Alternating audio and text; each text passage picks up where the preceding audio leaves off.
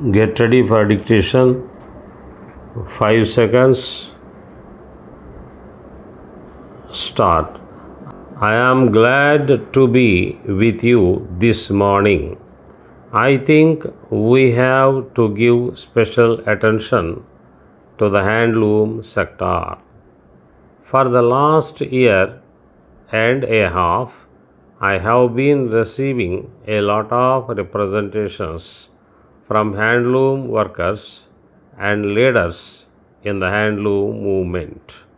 And I also know something about it because having been for long in public life, it is impossible not to know something about handlooms, their importance, and their present difficulties.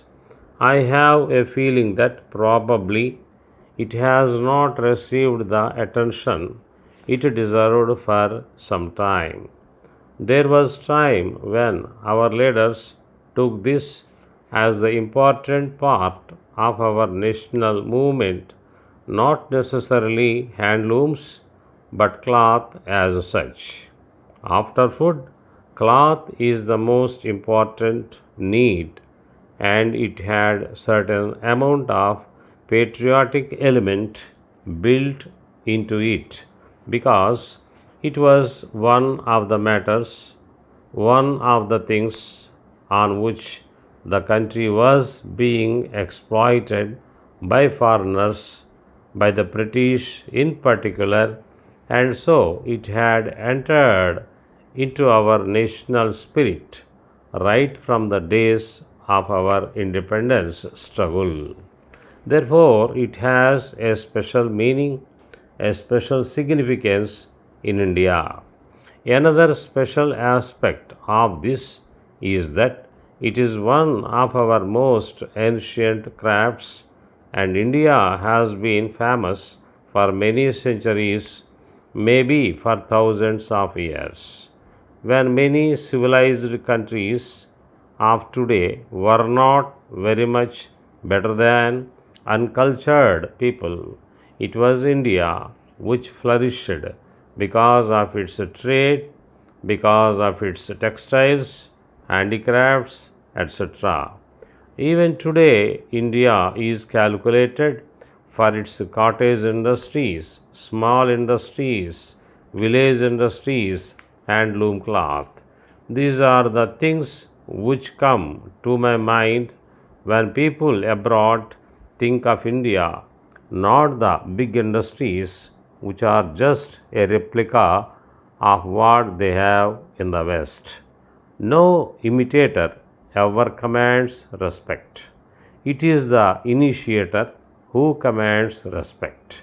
There is something original about it.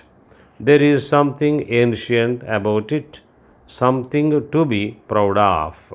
I know from my own experience that the price of something handmade in the Western markets may be 100 times more than the same thing made on a machine. Now, there is an element of justice in it.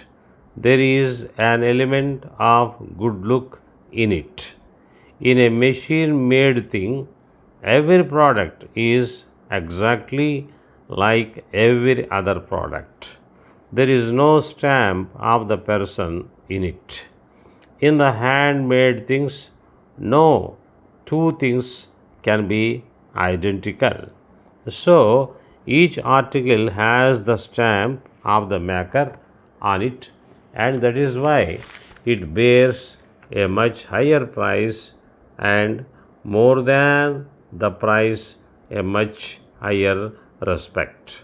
Indian handicrafts are famous all over the world.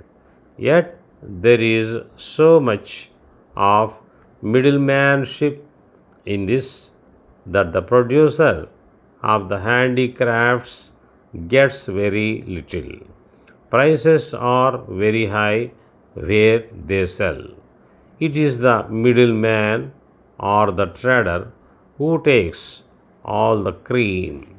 That is because our marketing mechanism has not been working as well as it should, and as a result, the producer suffers.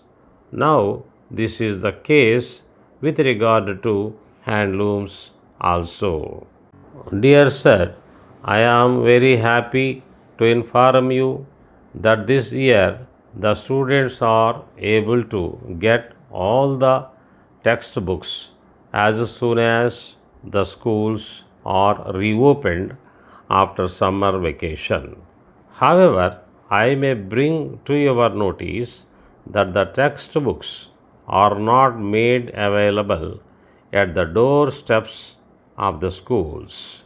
The students studying in the village schools in particular are facing lot of difficulties in getting the textbooks. They have to go to the nearby towns or cities to buy the textbooks.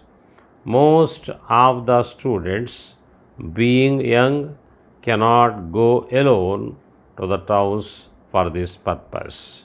The parents are also busy with their own work, and therefore they too may not be able to go to the towns to get books to their wards. Even if some of the parents make it possible to go to the nearby towns, they may not get all the books on that particular day. Therefore, they are rather forced to make a number of visits, spending a lot of money on transport apart from wasting their valuable time. Even the students studying in the schools situated in towns and cities have to stand in long queues to get even one single copy of a book. Yours faithfully,